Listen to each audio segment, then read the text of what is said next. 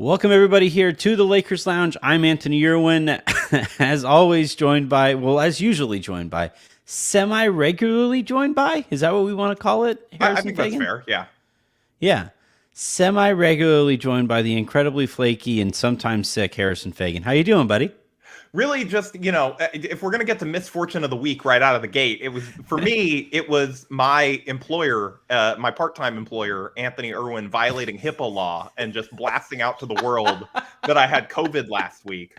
Something that I was not going to advertise because, like, I hate those tweets where people are like, and I don't know if this makes me sound like an asshole, but like people send it out and it's like, oh man, I'm sick, and they just get all the replies from people that are like wishing them well and whatever. Like I don't need the attention, so I just I was trying to just play it cool. I told the people that I needed to tell at my workplace, and was just taking some time to rehab. And then I get a bunch of texts one morning that are like, "Hey, are you okay? Is everything all right?" And I'm like, "Wait, what the hell? Like, what happened?" It's good to know people listen to my show. Yeah, no. So now I know who my real friends that are friends enough with me to listen to the days of the show that I'm supposed to be on to hear Anthony disclose my medical information that I told him confidentially. All right, so now I need to know, like, who are your friends that, like, who reached out having heard me say it? Like, who do I know that's I'm not going to encourage to this behavior by giving them shout outs. Well, you also hate when people like say happy birthday to you and it's like that kind of attention too, which is great because, by the time you guys are listening to this, today is actually Harrison's birthday. So give him a shout out. as on brand as that would be for me to get COVID on for my birthday, given sort of my health luck, that is not the case. It's all right. I do want to know, like, why is it? Because like Aaron was like, don't put his business out there. Like, it's not like you got some embarrassing disease. Like, it's just a cough. Yeah, no, I mean, I just, I don't generally put my business. I said this to someone and they're like, don't you have a weekly segment where you announce bad things that happen to you? And I'm like, yeah, but that's it was me. Effect, it's different. All right, well, here, let me make it up to you. Full disclosure, everybody, literally minutes before you and I recorded, I had spent the previous half hour recording the episode that I hope you guys have already listened to with Mike Trudell. It was a fun one, a fun discussion. He and I are both Vikings fans, so we kind of look at the world a little differently because of that. And I think it made for some good audio. But I do have a clip to play from that Harrison will make you feel a little better. You ready? Yeah, sure. All right, here we go. Yeah, there's a bunch of, super intelligent, decent Lakers fans out there. And then there's also Harrison, so it works out. I'm going to push back. I'm going to push back here. If I had to rank you and Harrison, I would have no. Top, you several rungs below. Not at the extreme bottom, but well below Harrison. So I just want to state that for the record, in front of you and not behind your back. I would never say that behind your back, but now that I'm looking at you, yes. I appreciate Mike keeping it real there. I think he gets it. I've always said there's no better sideline reporter in the business. My favorite moment in that clip is when I realized, oh shit, this is backfiring. Normally I make a joke like that, and you get like a laugh, and then you move on. But no, he was like, no, hold on, let's spend some time on this. I need to correct this. No, I mean that's the commitment to facts that Mike brings to every single thing that he does. Is he was not going to let you spread false information even on a podcast that he was guesting on, and that's why I respect him. Yeah. He's never afraid to kind of share his true opinion. Totally. All right. Well, I guess we've kind of dawdled around and had our fun enough here. We do have to talk about this series that the Lakers find themselves in. Actually, since you and I last spoke a couple weeks ago, maybe a few weeks ago, right? It's been so long that my virtual background when I was getting set to come into this call was still the Grizzlies in Cancun. Yeah, I saw that when you logged on. I was kind of hoping you would keep it. Although, having Ja Morant in the background of your video is actually a lot more dangerous than than with most people. But we haven't spoken in a while. The Lakers have since won an entirely different series since the last time you and I spoke. We didn't get to shit on the Golden State Warriors. Had the Lakers won last night, I'd be ready to do just that all over again. And maybe at a different time we can do that and have a little bit more fun with that win over the Warriors. But no, the Lakers screwed it up. They lost last night's game. Darvin Ham started with a super small lineup against one of the biggest groups in the NBA. It didn't go well. The Lakers looked both slower and smaller than the Denver Nuggets, which is a pretty bad combination in just about any athletic venture. And yeah, it just did not go very well. And yeah, I'm not sure that there's even a sport where slower and smaller is better. Maybe golf? Golf. Yeah. But even there though, like you still have to swing hard, you know. Like it actually is but you kind don't have of to move fast to get to the ball. You know, you can be small and slow in general, as long as you got arm strength. Well, golf actually is one of those. For a long time, this was the case. It's changed a little bit now because of the technology that's going into some of these clubs. But for a long time, it was actually kind of an advantage to be shorter in golf because there was less that can go wrong in a golf swing. When your arms get super long, you have to control that golf. The club head, you have to try a lot harder to control it because it's so far out there. It's kind of like when you shoot a basketball. It's actually beneficial to have shorter arms when you're shooting a basketball because your arms just kind of naturally place in a different in the correct spot. When you watch like Brandon Ingram shoot when he first got to the league, his arms were kind of all over the place. Yeah, there were like 4 things going wrong on the path to release. Yeah. Where like Desmond Bain with his little T-Rex arms is just, Exactly. like unstoppable. So, yeah, I mean, I guess what we learned is the Lakers would have won if they played golf against Denver last night. I don't know why they didn't. Denver's like I mean, a really D'Lo and nice Austin golf both play. That's something they bonded over. So I think I got the Lakers in that matchup. Yeah, I do. I think so too. So it didn't go well. The Lakers wind up down big at the half. You know, they were down double digits after 1, double digits after 2, down double digits after 3. Jokic makes that miracle shot that pushes it. Instead of 11-point game, it's a 14-point game. That gave it a different feel heading into the fourth quarter. But still, the Lakers, to their credit, super resilient. They come right back and they hang around long enough, despite at one point being down 18 or 20. I forget how high the score actually got to, and made a game of of it. 20 at some point. It might have gotten up to like 22, 24, maybe. Yeah, it was. Yeah, it felt insurmountable. I think I tweeted midway through the third quarter. All right, that was fun. See you all for game 2. You know? Yeah, no, I asked Raj if he was ready to record at halftime. Again, it takes resiliency to fight back like that, but you don't want to obviously put yourself in that spot. And I'm curious, like, I think the right place to start here, and I started here with Raj, and I started here with Trudell, and everybody's reactions to the small lineup at the beginning to me have been really interesting because it's really easy to fall into confirmation bias here. It's easy to play the result also, but I also think that they can't ditch it altogether. I do think that throwing that pitch occasionally is something that they can try doing, like in spurts here and there when those guys are ready to play super hard.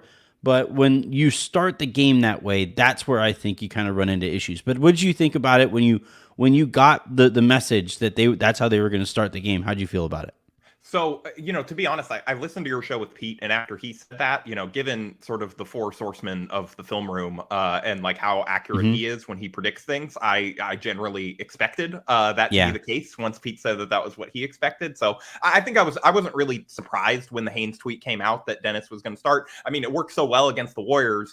It's one of these things where Darvin is very much seems to be a coach, like many coaches, where if something works, they're going to make the other team force them to adjust. Vogel was like this during the entire title run where, even when it was pretty obvious going into, I remember most vividly the Rocket series that like, hey, this is probably not a JaVale series, but it still took the Rockets sort of punching them in the mouth a little bit first for the Lakers to be like, yeah, all right, we're gonna bench JaVale. And so I think the Lakers weren't going to change their lineup. And to be honest, I didn't really necessarily want them to. I thought that there were legitimate arguments to go with the small group out there with Dennis ball pressuring Murray, like sort of, I thought maybe LeBron and AD would be able to do well enough on the boards that you could sort of make some things happen. I thought that genuinely, I thought that if they were going to start that group, it was going to involve a lot more LeBron on Jokic, because that is a matchup that, going into the series, I think I talked with you about it. I talked with other people. Like, my galaxy brain theory was that was sort of the best matchup on Jokic, because LeBron, if you're trying to bully LeBron in the post, that is one of the places where he's like, no, you're not going to make a fool out of me. You can back cut me 17 times a game, and that's fine, because I will give you wide open three after wide open three, an offensive rebound after offensive rebound. My fault, or be mad at me for that. But if you try to take me in the post and bully me, I'm going to lock in. This is an affront to my manhood. I'm going to guard you. And yeah, he utilizes the old man strength. It's just that gets LeBron. And so I thought that was something. I think that still may be something that they go to in spurts, even if it's not necessarily the primary matchup. I thought a little bit, because there were spurts where the Lakers looked like they could hang, even despite sort of very clearly, I think, being, and this is not to make an excuse, they didn't show up to play in the first half either, but I think the altitude, did take the wind out of them a little bit, in addition to them playing terribly. And so it's and they're the lesser team. They're the underdog in this. Yeah, which don't tell the Nuggets that. I can't breathe, and they're kicking our ass. It's like, okay, why am I boxing out again? There's a little bit of that sort of mentality in the first half. And to me, though, I still think that some of the combinations and some of the lineups that they use and some of the players, I think, were for the most part the right answers. It's almost like, do you ever, you play video games? I know that you've played some games like, Jedi Fallen Order, Jedi Survivor. I don't know if you started that one yet, or the Uncharted series, where you have to sort of solve these puzzles. And sometimes it takes you a couple tries. You're like, okay, I know I'm supposed to do this and this and this, but I didn't do them in the right order. And you're trying to figure out the right order to kind of, trigger these events in to get, into the next room or unlock some treasure or whatever it may be. And it almost felt like that's what the Lakers had last night, where they had the right answers to the puzzle. They just had them in the wrong place. And I think that, going forward in the series, there's some stuff to like sort of coming out of this. Although at the same time, I don't want to make it sound like, I think it's too easy to just be like, oh, well, the Nuggets are on their heels. Lakers figured it out. They just figured it out too late. Series is over. Rui's going to clamp Jokic for 38 minutes a night, and, we're good to go. I think if you throw anyone coverage at Jokic for too long, he's going to dice it. He's too smart of a player. He's too much of a killer. It's not going to happen where you're able to completely shut him down, and like they were able to down the stretch. They're going to have smarter places to put Aaron Gordon. They're going to make some adjustments sort of in terms of how they attack that specific defensive strategy. But I do think that the Lakers found one tool in the toolbox that they can go to that still allows AD to unlock himself as that sort of horrifying rover that was disrupting so many passes from Jokic even after they made that adjustment. Yeah, it was interesting that they went to Rui and never used LeBron really on Jokic. I think that's one of the, I don't know if you caught the Darvin Ham last night. He's like, we still have some answers that we didn't reveal tonight. I think that may be in his pockets somewhere. Yeah. Rui, and look, to Rui's credit, he far outstripped my expectations. He's strong. He's strong. Oh no, he for sure is. And yeah, I was never too worried about him getting moved off of his spot. The reason that I was really excited to see him in the Memphis series, and he played well in that one, and why he didn't necessarily work as well in the Golden State series, is the man is built like a tree trunk, man. He has a couple sequoias down there for legs, and he really is thick coos. It's just he's huge. That's what he reminds me of. He's a big dude, and So I thought, wow. I thought going into, I also have long COVID. This show is actually brought to you by long COVID. Please stop trying to jinx me into this. This is not, this is a worry for me. I don't want that to be the case. Stop. I don't think you have. I don't know. I've been coughing since I've had it, so just get ready for that. All right, new fear unlocked. Thanks, Anthony. Hey, you like to go platinum? Like, Yeah, I unlocked every facet you of it, unlock thank you. every fear that you might have in Yeah, life. no, Yeah. I'm just going around fear hunting. That's sort of that's my real life version of trophy hunting. That's essentially the podcast I've been doing for 7 years. So, Yeah, yeah. So, I thought that Rui was going to play a really big role in this series because Denver's huge. Like, you look across their entire starting lineup, Murray is a bigger physical point guard, right? He's kind of built like Darren Williams. You have KCP, who's like 6'5" and long and athletic, and with like this engine, just like never cuts out. MPJ is 6'8", 6'9". Aaron Gordon is like 6'8", 6'9", and thick. And then you have freaking Jokic, who's a legit 7 feet tall and almost 300 pounds. It is a huge team. And if you're going to beat that team with, smaller, quicker guys, it's going to be because those guys are flying around out there. And I thought at the beginning of the game, and this is kind of why starting with that kind of a group is kind of tough, because when you start a game, and this is just a subconscious thing that just about everybody does, but when you start a game and you're anticipating playing like 30 plus minutes in that game that you started, it's a little different when Jared Vanderbilt starts a game and knows he's probably going to play about 20 minutes, and he just plays out there with turbo on, right? Just perpetually. had a little too much turbo last night. Man, he was brutal. Yeah, but if you start a game and you know that you're going to play 30 minutes in that game, you are subconsciously going to pace yourself, like you just are, and I thought that last night those guys came out there and like were ready to pace themselves against the Nuggets team that was waiting for, like, an organization, by the way, that has been waiting its entirety to, like, I think this is the first time they've had home court in a conference finals. This is certainly the first time they've been the number 1 seed, I believe, in the NBA. This is the best chance that city has at ever winning a championship, period.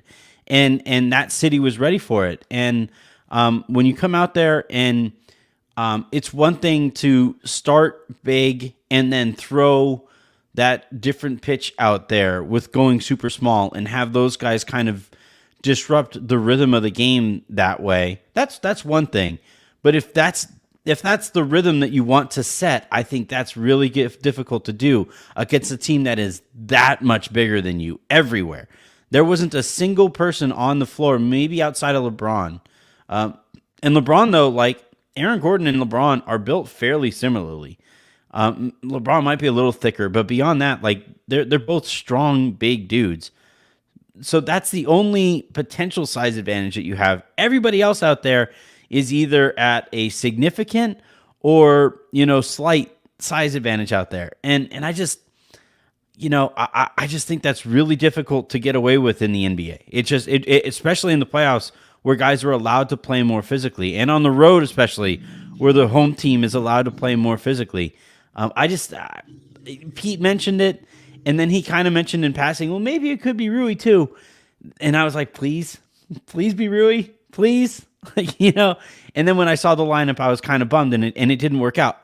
And also, like, I also want to stress, and I said this with True on the show just a second ago, it's one thing to be to come out there and I think misdiagnose your approach to the game, but those guys still have to go out there and compete, and I didn't think they did. I thought they it didn't matter if Rui started. It's not like that's gonna, like, I know a lot of people were kind of looking at it like, well, if they just started Rui, that definitely would have meant that they win that game, maybe going away. It's not quite that simple, because everybody out there was playing with such a malaise to start that game. They were way too comfortable getting into that game. They got their asses kicked, and I don't know if that necessarily changes just by swapping Schroeder and Rui. Yeah, so a couple points I want to make off of sort of what you said. Number one is there was nothing the Lakers could do going into last night that was going to guarantee that they win that game. They were going into the number one seed's house with a rest advantage in a place that is notoriously difficult to play. Like, this is something, again, I'm not trying to make excuses. And, like, the Lakers chemically lost that game difficult because to of play. a lot more than altitude, but it certainly put them behind the 8 ball. It was always going to be an uphill battle, even if they came with incredible energy right off the bat to sort of adjust to that in Denver and, be able to sort of play in that immediately.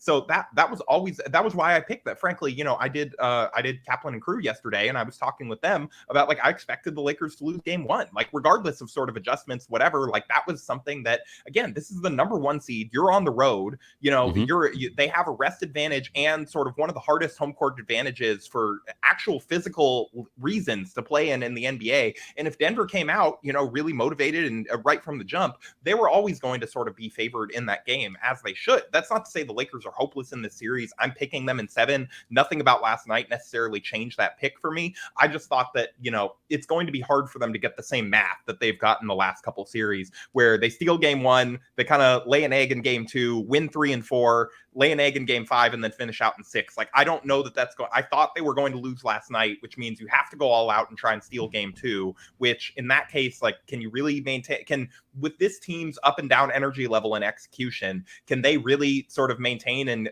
win 3 in a row versus this Denver team, even on their home court? Like, I don't know that that's necessarily feasible. Like, I think this is always going to require them winning on the road in game 7 at the end of sort of a tough drag out series where, neither team necessarily has a rest advantage anymore. And it just comes down to, okay, who has the talent and who's going to execute better and who has the matchup advantages. And I think the further we get into this series, I think the more of those the Lakers are going to be able to pick at and expose than necessarily what Denver is going to be able to. But again, like, a 7-game pick is like a coin flip. Like, they could certainly lose this series. The other thing that I just sort of wanted to, throw in there was the Lakers I think they can play these small lineups, but it's got to be probably in those non-Jokic minutes, in those sort of bench, or at least like the mixed stints, not against Denver starters. I think you can go with some of those smaller units. I also think this may be a Wenyen over Vando series, even though he fouls like he thinks he gains extra points for it. Having him out there just as somewhat of a rim deterrent. The word is out on the LeBron Rui front court. You see it the second now. It's on team scouting reports where the second it's those two guys in the game, they are going to the rim, the opponents, every single time going to the rim. It's like, these guys are not going to stop us. And even if they try, we can probably shoot over them. And, Rui had a couple weak side block or two last night. He had his defensive moments. LeBron always has, sort of the one loud chase down a game or whatever. But by and large, teams are going to get a layup line when that group is out there. And we've seen this for 3 rounds now. I just don't think, like, you're not going to win the math game with that lineup giving up, 80% shooting at the rim. It's just, I don't care if it's Malik Beasley or whatever guard you're throwing out there to try and win the, okay, we're going to go down and get some threes on the other end. It's just not equating to a winning formula for the Lakers. And I think you have to get Wenyen out there, not that he's going to necessarily solve all those problems, but against that also small Denver front court, like, he can get some buckets at the rim. He can sort of clean up the garbage or around the create basket. Opportunities, like, help swing the math back in your favor.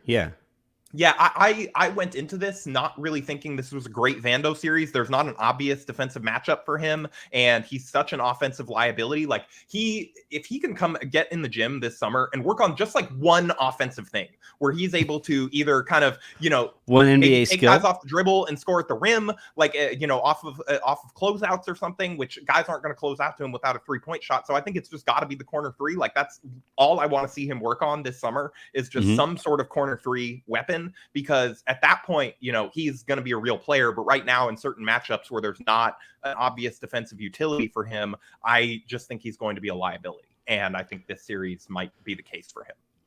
Yeah, like, if you're going to use him, you have to put him on Murray and basically say, like, make Murray's life, just unbearable, right? And, like, I respected the effort he brought with. I don't think that it's anything where, like, he is, actively selling or anything like that. Like, he went out there and played with 100%. He played Vando style ball, but it was just, he was fouling. He was, smashing into guys. It was just, I just don't.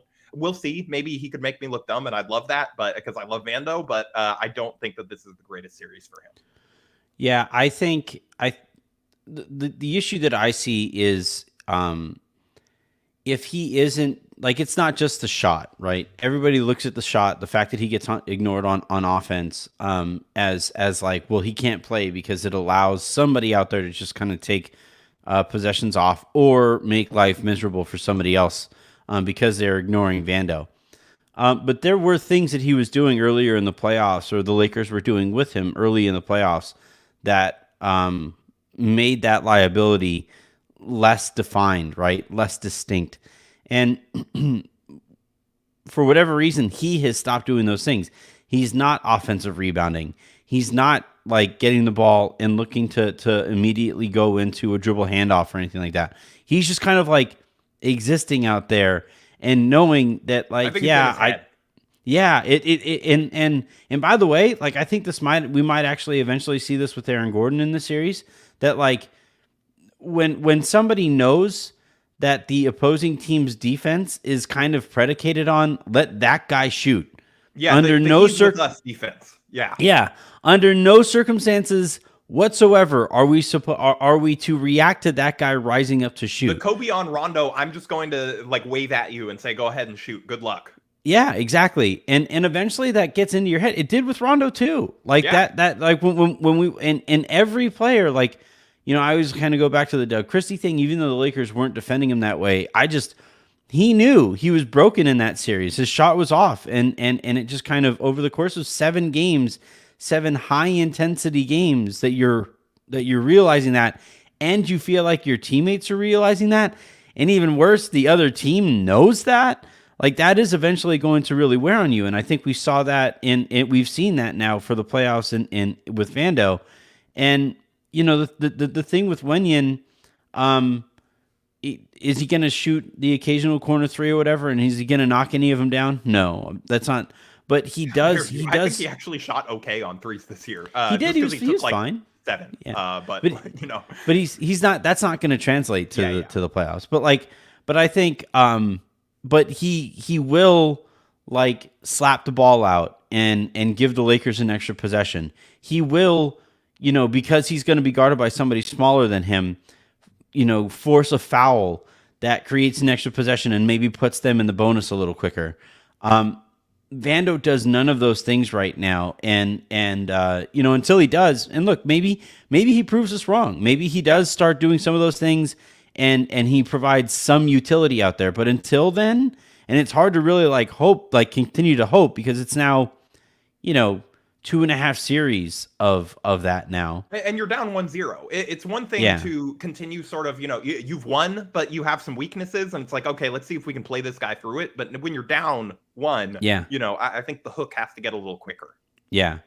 And I think that Vando, you know, like if, like, let's say, you know, the Lakers make the finals hypothetically, and it's the Celtics, you know, facing them, or even the Heat, you know, Vando has a real role in those series. Yeah. You know, it's not, I'm not saying, you know, bench Vando, he's unplayable, whatever. I just don't think that this is a good matchup for him. Yeah. Neither was Golden State, you know. He's a very he's a very specific kind of player. He's a very matchup dependent player against Golden State than he did in this series. Yeah, I mean, guess. You forget in games 1 and 2, you know, you know, their major adjustment on Draymond Green was partially Vando. Their first game defense on Steph was partially Vando. You know, he had roles in that series before the Warriors kind of figured him out a little bit and made him harder to play. Yeah. I mean, it's like right off the bat, I just don't know if this can work. You know, there's too many. It's just a bad fit. I mean, like, if you're gonna try him out, I guess you try him guarding MPJ and making sure that like X factor doesn't become a big X factor, and basically just say, like, take him out, because when he has it going, we saw it in the first half, right? Actually, this can be you know, expanded out. You know, this theory or this trend over the course of his career with the Nuggets. He scores 10 points in the first half. And the Nuggets are winning handily, right? He only scores 5 or 6 points in the second half, and the Nuggets look significantly different, right? He's their D'Angelo Russell. He really is. Like, he's just he's their barometer from like being a good team to outright unbeatable when he has it going. And I guess, like, if you're trying to find a use for Vanderbilt, it's make sure he doesn't get it going. Anything can happen, but do not let this guy get it going. I just don't know. I also don't know if it's worth it to utilize resources in that way. But Yeah. who knows? Like that might be something that a pitch that you throw occasionally over the course of this thing. I want to talk about LeBron. Or you try the Wenyen thing, and if that is getting exposed and not working, then maybe you try Vando in a different role where you go to one of those alternative options. Yeah. I want to talk about LeBron because you're just putting off talking about D'Lo. I think what do you say? Like make shots, defend, play better. It's difficult. You and I think talked about this the last time we potted. Was D'Lo is somewhere between an 82 and 16 game player. He's not unplayable in the playoffs, but he's going to have games like this. And that's part of what makes me optimistic is they got one of the bad D'Lo games out of the way, and they still almost stole it. And if they can get some good D'Lo games in here, then that is going to help them. I just don't know. Like I asked Mike, what can be done to get a good D'Lo game, and some of it is just making shots. Some of it is just like being engaged offensively. But also, it's a tough matchup for him because I don't think they're going to utilize Murray on Russell, and if KCP is on Russell, that's like the prototype of the guy that you defend Russell with. And to some degree that's KCP defending, like that's the D'Lo versus the two number one Lakers legends battle. Yeah, right. Yeah, it just hurts that much more when like KCP, every shot that he made last night, like Ross said, it felt big, but every shot was just like a kick to the nuts because I was like, I almost tweeted this. They should not have traded that guy. I almost tweeted this, and I was just like, I just don't even want to engage with these Russ stands anymore. But like, it is wild that the Lakers sent out the two best players and a pick in that trade, like two guys who are individually more helpful to winning basketball games in 2023, and a pick, and a pick, and then I guess Trez's contract, but whatever. Yeah. But Trez is an 82 game player. Trez, I don't even know if he's that anymore. That's also true. He's how many games do they play in the CBA? He's going to be whatever that game player.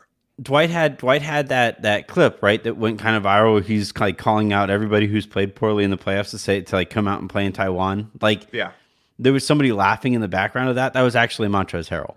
Like that. But but like all right.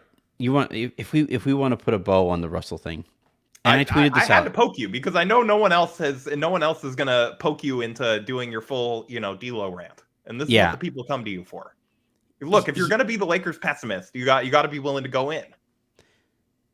He's way too okay with just being subbed out in the fourth quarter for Dennis Schroeder.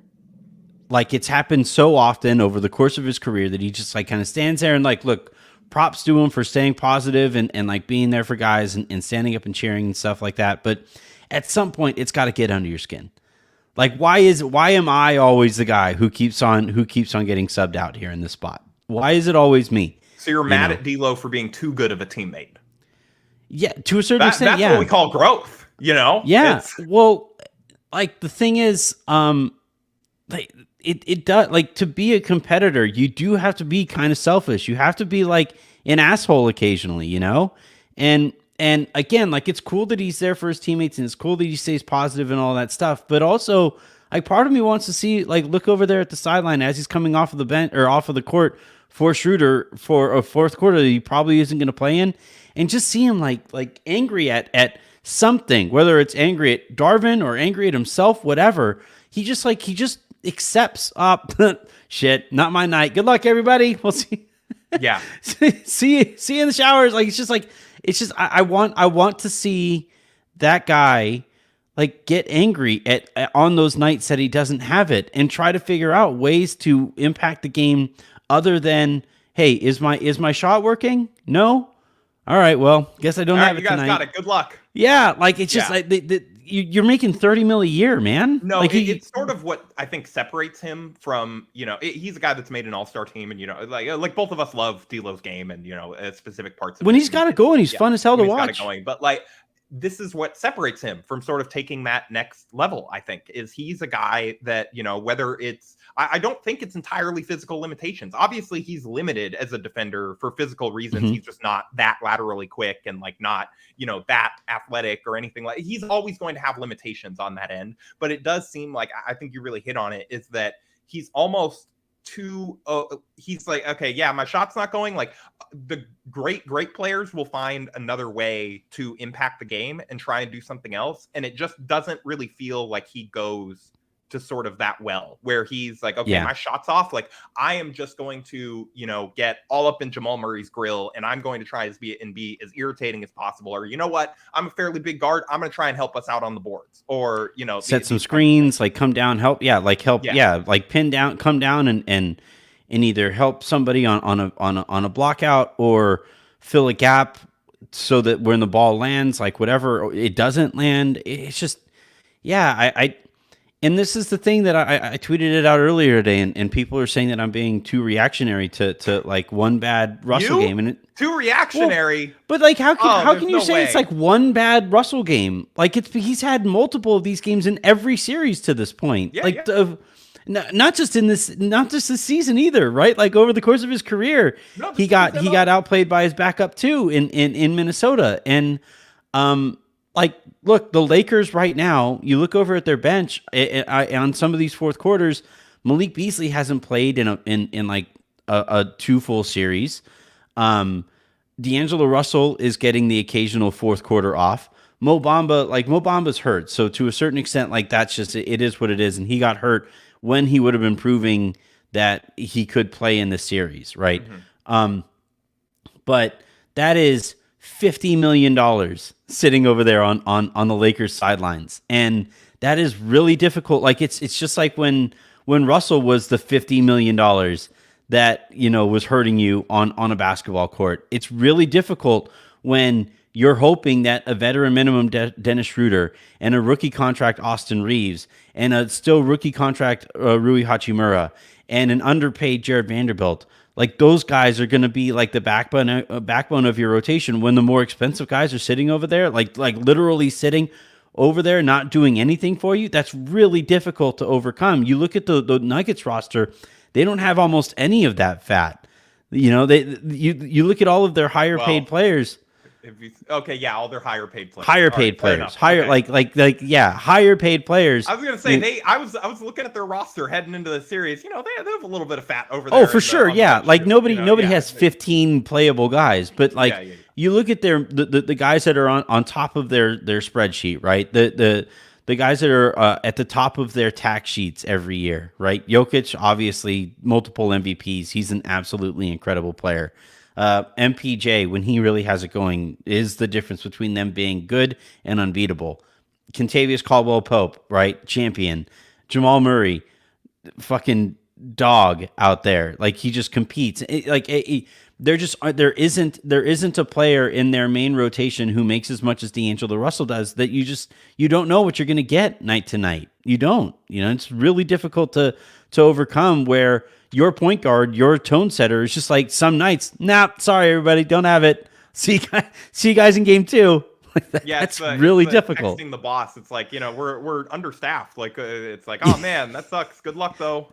That was literally him in the run to the playoffs, right? It's like, hey, Russell, you gonna play tonight? I don't know. We'll see. Yeah. Like what? He was injured.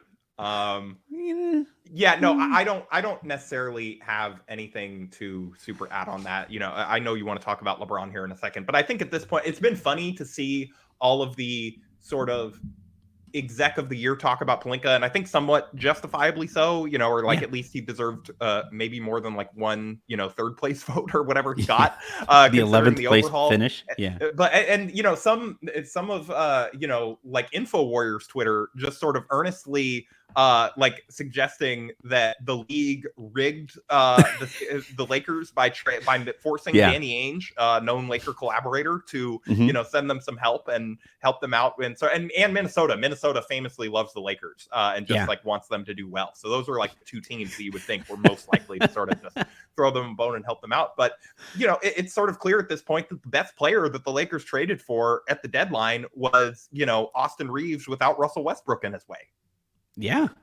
Well, and Rui's outstanding, man. Yeah, no, Rui's great. That's no shade at Rui. And look, D'Lo's had some great games here, and I expect that he'll have some good ones in this series too. But yeah, clearing the way for just a rotation that made sense and guys that they can bench, and breaking it really up. It really was sort of what you talked about all season. So I'm belatedly giving you some credit as well. That you just need sort of turns out it does help to spread out 50 million over like 4 or 5 options versus one that fits badly. Especially when that $150 million contract is so good at ending momentum. It's just so, his like talent is like triple doubles and fucking up a run. Yeah, Imodium, just stopping runs everywhere. Yeah, they needed more of an X-Lax player. That's Lakers traded for X-Lax at the deadline. That's a new bench. Oh, well, let's see if we can get that bench unit to stick. You think that'll work? Yeah, let's see. We'll try. I'll let you tweet it out tomorrow night. We'll see if we can. It's funny. Going.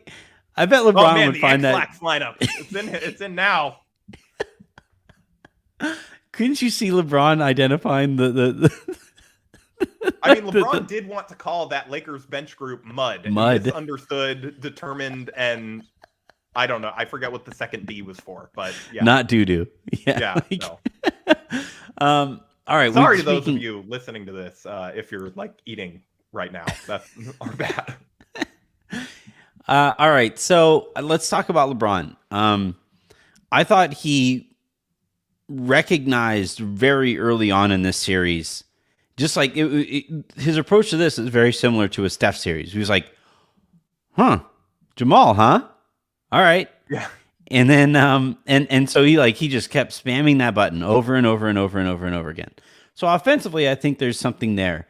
Trudell said after the game that he thought that the Lakers in the locker room were a pretty positive bunch, and that it all kind of started with LeBron, as maybe LeBron helped identify some stuff that the Lakers can take advantage of. That said, and I know it's hard, he's 38 years old and he's being asked to do a lot offensively, but you could have just said it's hard. He's 38 years old. I think it's just like generally hard to be 38. It is. Just, I turned 37 and everything hurts at all times. It's like he's 38 years old. It's hard. Yeah. Like it's just... But like the Aaron Gordon matchup is going to be a really interesting one for him, because he likes to preserve his energy. Basically what he does, and I've said this a few times now, is on defense, he'll go stand on one of the blocks, whatever block it is that is on the side of the court that his guy is standing in the corner. He's going to go stand there in the block, and he'll point and he'll do his thing there, and occasionally he'll show to stop a passing lane or something like that. Then the shot goes up and he's kind of like wanders idly to the basket, right? And sometimes he goes there with the intentions of grabbing the ball, but for the most part, it's like, oh, AD's got it. All right, let's go. And then he gets the outlet and it's time to go, right?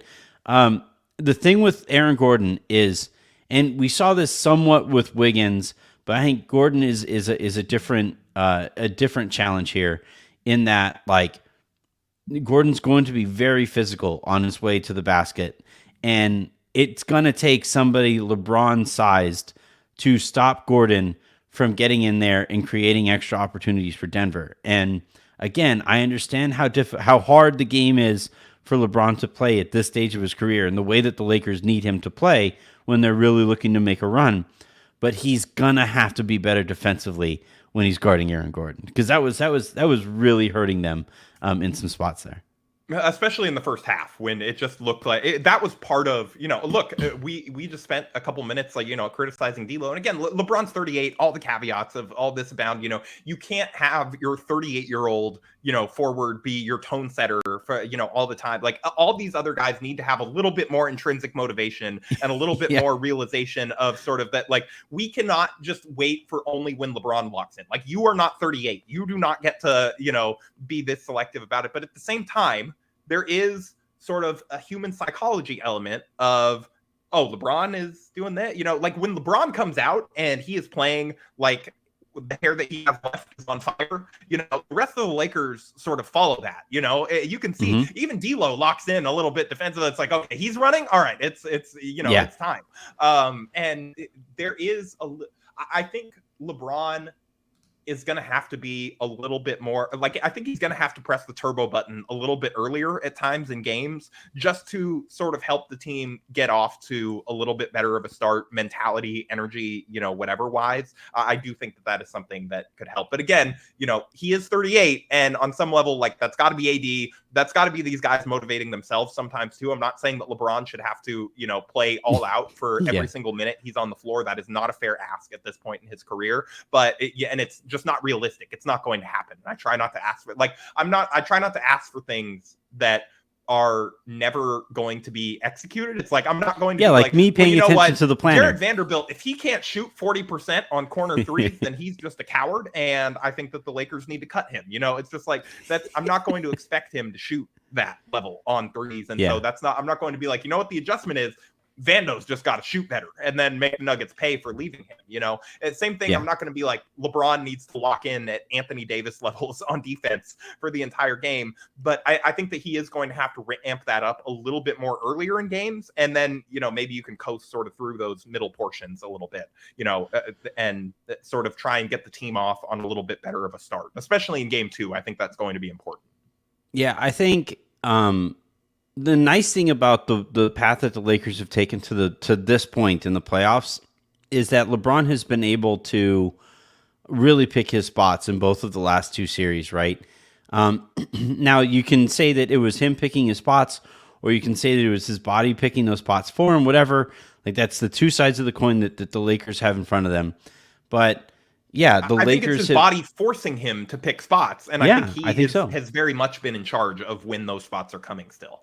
Yeah, I think, though, in this series, because I think these are the 2 best teams in the league. I know that the Celtics are like the heavy betting favorite to win the championship right now. I think I saw them as low as like that's just because they have the easiest path, right? Like, one of the 2 really good teams is going to like come through beaten and bruised from beating each other. We're just going to lose. While they're going to, yeah. But I think the Lakers and the Nuggets are the 2 best teams in this playoffs left right now, and I think LeBron in this series is going to have to pick more spots. I think he's still gonna have to pick them. He's not going to be able to. He's not 27 anymore, right? He's not 28, but I think he's going to have to. Can you imagine this team with a 28-year-old LeBron though? Could you imagine this team with like a first team all defensive point guard that that could maybe help on the perimeter in some of these spots? I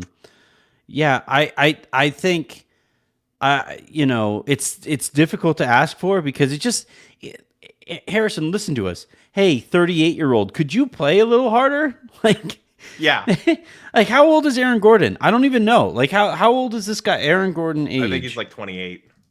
Because he was Randall's draft class, right? He's like, Aaron Gordon is 27. So this guy who is 11 years younger than you has way fewer miles, even beyond the actual years that LeBron has been playing. It's been 11 hard years that he has been playing longer than Aaron Gordon. And also, Aaron Gordon is like, if you're looking for athletic comps for LeBron, like, he's up there. He's in those stratospheres in terms of athleticism. Yeah, like, should have won the dunk contest because against Zach he LaVine. Didn't ruin the dunk contest by not competing, like you said. It's Aaron Gordon. Like, it's really nice that you just spit facts occasionally. But like, I still, though, even as I acknowledge how seemingly ridiculous the request is here, like, the Lakers do need more from him on that side because, like I've said all along, I think, and I thought heading into this series that Denver is the better team than the Lakers. That doesn't mean that I don't think the Lakers can upset them, but when you're the underdog in a series, and sorry, Nuggets writers, your team is the favorite here. We need to again. I know that. Hold on, we're gonna talk about this. No, we're gonna talk about this. We can close it out on this. Okay, but when you're the underdog, as the Lakers are, you cannot give up extra possessions. You cannot make the math harder on you. But and I think LeBron is going to have to be a bigger part of that. But yeah, let's actually like riff a little bit But on this before we idea do that I did want to spend 1 minute on Anthony Davis. He's great, right? yeah. Yeah, Yeah, that was insane. great. Yeah, I don't have any critiques for AD after 40 game one. point, like- He's incredible. I actually, and I mentioned this last night on the show, but the thing I liked about last night's game in particular was that like he got Jokic's best and was like, all right, let's go. You went right I'm gonna back meet at it. him. Yeah. Yeah. Outscored him, you know. Yeah, If they win that game, we're like carving out a new spot for AD on like center Mount Rushmore. It's could you imagine if they would have won that game like the Jokic takes because he got shut out in the second half by Rui? Yeah. Could you imagine? Yeah. Man, Oh, I wish oh that would what have a been so better much what a fun. better universe that would have been. And also, I just before we get to like the Nuggets as underdogs, I don't understand why Michael Malone is trying to start a feud with D'Angelo Russell. Like last night, he was just like he was like like I thought like we did a really great job taking D'Angelo Russell out. They didn't play him in the second half today. In game one, a guy that's played really well for them was not on the floor in the fourth quarter. In D'Angelo Russell, that to me is an interesting storyline. Are they going to play him? Are they not going to play him? Like, why is he going Dylan Brooks on an opposing player and try like maybe this is actually genius. He's like, well, we can't poke LeBron, and I don't want one of my guys saying something dumb about LeBron or AD. So I'm just going to bully D'Angelo Russell in the media and try and get like I'm going to poke. What would D'Lo be if LeBron is the bear? Like I'm going to poke the cub. D'Angelo Russell's just like sitting there like I'm like, what do you say? Fuck me for? He's like, again? Why is he saying it again? What did D'Angelo Russell do to Mike Malone? I don't. I think he kind of like if I could take it like semi seriously here. Yeah. I think it kind of goes back to nobody is actually all that worried that D'Angelo Russell is gonna like don't tug his cape. Yeah, don't poke that bear. Like, also, a guy who does seem like he would potentially wear a cape to a game. He's like made. Yeah, Mike Malone, and like he's a part of this, right? Like, it was funny. I saw people taking issue with Mike Malone getting asked how the Nuggets are going to handle aspects of the Lakers, and like some issues that the Lakers might present to the Nuggets, right? And that was taken as like this grand besmirching of the season that the Nuggets have had. Have you guys ever asked a question before? Like, what are you going to ask Mike in that spot, Mike? Mike, so you guys are great, right? Yeah, like can you just like tell me about how nice Jokic is? Like, have you been in his pool? Is it a nice pool? How about his horses? Can we talk about his horses? Like, do you guys not want any questions whatsoever about this team that just knocked off the defending champs? We aren't finding like if anybody says it's anything other than Nuggets in 5, that's some kind of personal offense. It's an affront to the season that the Nuggets have had. Like that doesn't. And I don't know, like it's this thing that it's like one of my pet peeves in sports that really like does annoy me a lot. Maybe the thing I find most annoying is like the fake nobody believed in this bullshit. Like We're getting to this. It is the worst. It is the absolute dumbest freaking spiel that there was a player who played for the University of Georgia. The University of Georgia is like the best defense I've ever seen in college football history. And he was like, yeah, man. You go back and people didn't even think we were going to win 5 games in the SEC. Who the fuck was saying that? Nobody said that. Not a single person said that about you, dude. Nobody. And now like you have like Bruce Brown out there. You're like, hey, why do you think you've been doubted? Nobody watches us. Well, yeah, part of that is because your dumbass owners still like won't sign off on a deal to get everybody on TV. That's part of it. Nobody's watching you. And the other part of it too is like nobody is saying that Vegas had. Nobody watches us because our RSN is not carried locally. Yeah, right. The Nuggets going into the series, so the Lakers were plus 140, right? And that's the Lakers being a hugely public team. So like if it was anybody but the Lakers, that number would probably have been at like plus 200, where like you could double your money if the Lakers won this series, right? Anywhere from 170 to 200 would have been my guess. I haven't looked at the updated odds on where they sit right now, but the Nuggets coming into this were like notable favorites coming into the series. According to Vegas, you had like 7 out of 10 ESPN. I was going to say, I think voices. it was like 7 out of 10. Although Omar Raja picked twice for some reason. He had both Nuggets in 7 and Lakers in 7 on their thing in 2 separate spots. So I don't. It's like, Yeah, I always play both sides, so I always come out on top. Like, right.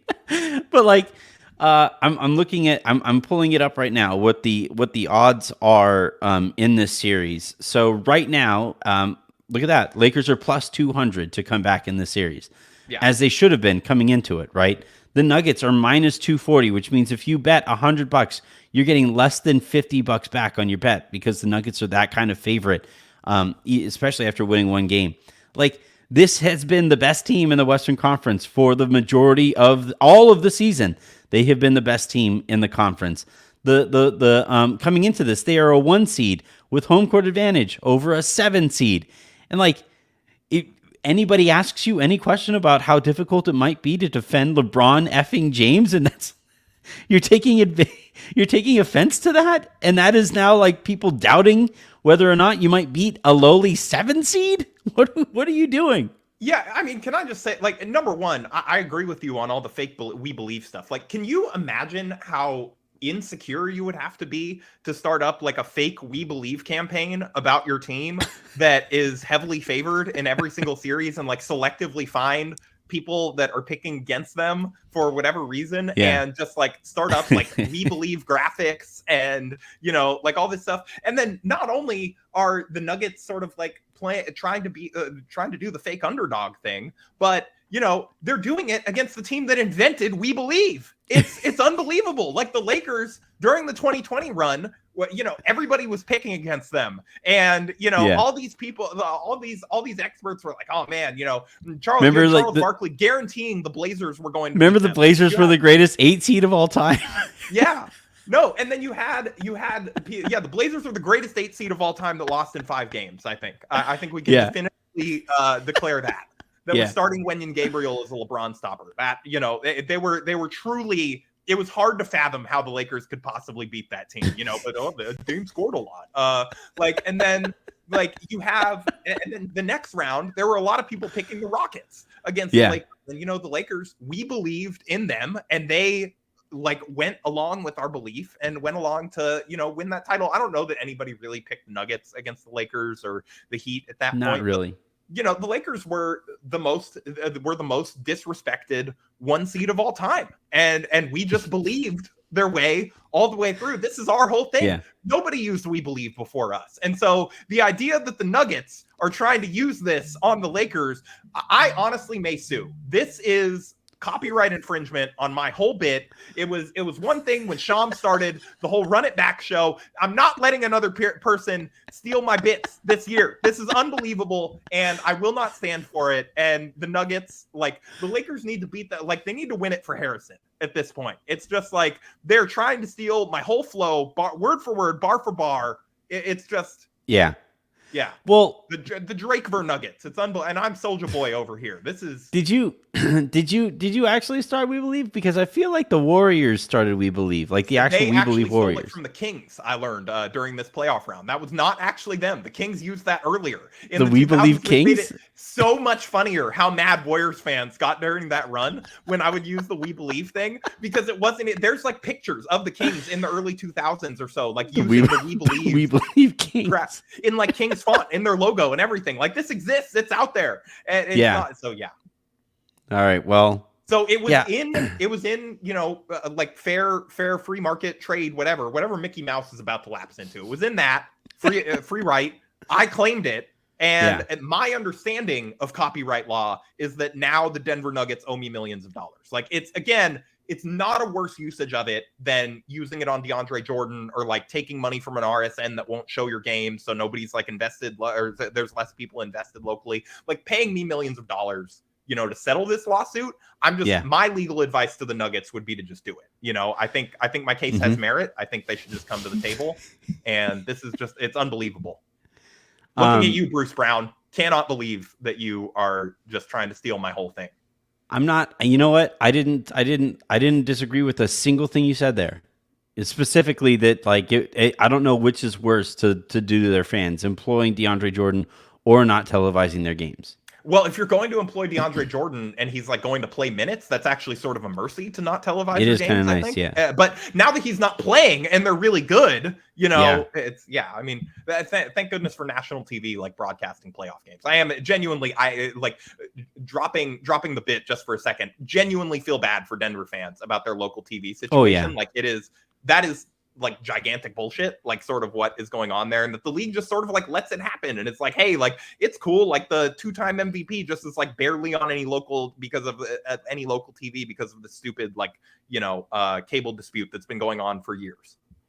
Yeah, it's like actively detrimental to your product, and it's stupid. It's like one of the many dumb things that the NBA does.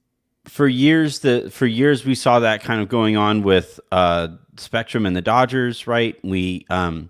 We have seen that go on here in this case, and you have national blackouts that occur. Like, it's just let people see their team. I don't know. I feel like that's my hot take. Let people watch their team, and maybe they will want to pay more to go to games or buy more merch and be more invested. It does seem like a good idea to me. The part of it that like just really sucks, expanding beyond like that issue with blackouts, it's just like at every turn fans just get like told and reminded, nope, you are lowest on our priorities here. Like, fuck you guys, keep giving us money, keep watching us, keep making all this possible, but also give us as much money as these other people, and so also screw you.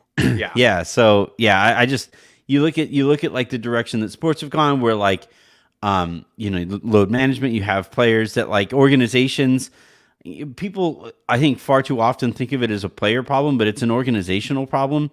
You have tanking in sports because that presents a competitive advantage.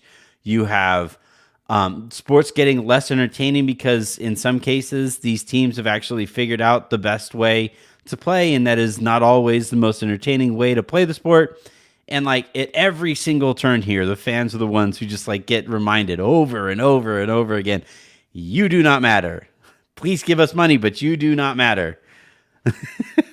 Nuggets Nation or Lakers Nation, whatever it is. Like, it's just like, we'll just keep on rolling out with all these nations that we don't actually care about. All right. I think before we go, I want to know how confident you are in game 2. I think the Lakers are going to win. Okay. Why? I think that they figured out some stuff. I think that they're going to, they're not going to, come out with sort of I think they're going to adjust the starting lineup. I think going to Rui is probably the right move. I think that they found some things that work on Jokic. I don't know. I don't want to be just like they're not going to shoot that well again guy or whatever, but they're probably not going to shoot that well again. The Lakers are probably going to play better defense, and the Nuggets are not just going to I'm going to make a bold claim. I don't think the Lakers are going to be down 20 at the end of the first half in the next one, for that reason. And so I think a little tighter game. I think, the Lakers sort of being on the back foot and feeling like they need to win this one, and having some sort of adjustments in their back pockets where I think they did figure some things out that, we'll see if the Nuggets can kind of pre-counter that and sort of come into a game coming off of a win and just immediately be like, we're going to change these things that weren't working. They probably will change some of it, and they'll probably try to figure out some things on Aaron Gordon and how to sort of make the Lakers better pay for putting Anthony Davis on him and trying to make that adjustment. But I think the Lakers also have potential counters that they can go to that. And I think just like the Lakers in principle figuring out the okay, AD on Jokic, yeah, we're going to do that sometimes, but it still is far, far more dangerous to have him as the roamer, sort of making life difficult, to some degree. And, it does kind of, not that Mo Bamba would have been the, Jokic stopper in this series, but it does kind of hurt to this is the first one where I've been like, okay, yeah, he could probably play this series. He actually might help.